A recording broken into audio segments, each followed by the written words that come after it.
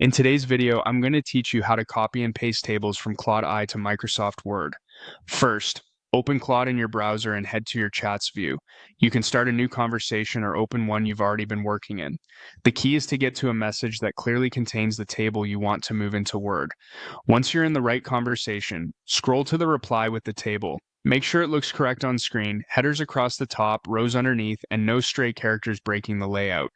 When you're ready, look at the bottom of that reply for the small copy icon. Click it. That grabs the entire reply to your clipboard, including the table formatting.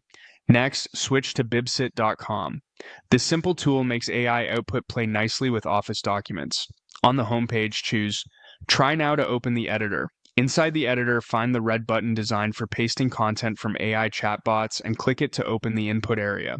Paste the text you just copied from Claude into the field.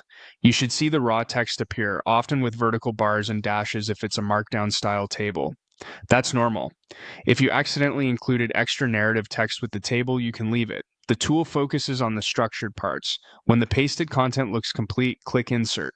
The tool will parse what you pasted and render a clean table preview. With the formatted result visible, it's time to export. Click Download, then choose Download as docx. That option packages your table into a Microsoft Word file while keeping the grid, alignment, and most styling intact.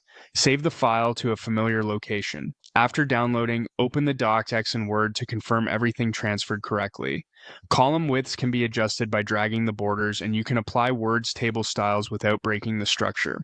If the preview in the tool didn't look right, go back to your chat. Ensure the table is presented as a standard table rather than an image or code block. Copy it again with the same icon and repeat the paste and insert steps. That's it. By copying the table directly from Claude and running it through Bitcit before exporting to docx, you skip the messy formatting that often happens with a straight paste into Word and get a reliable, editable table every time.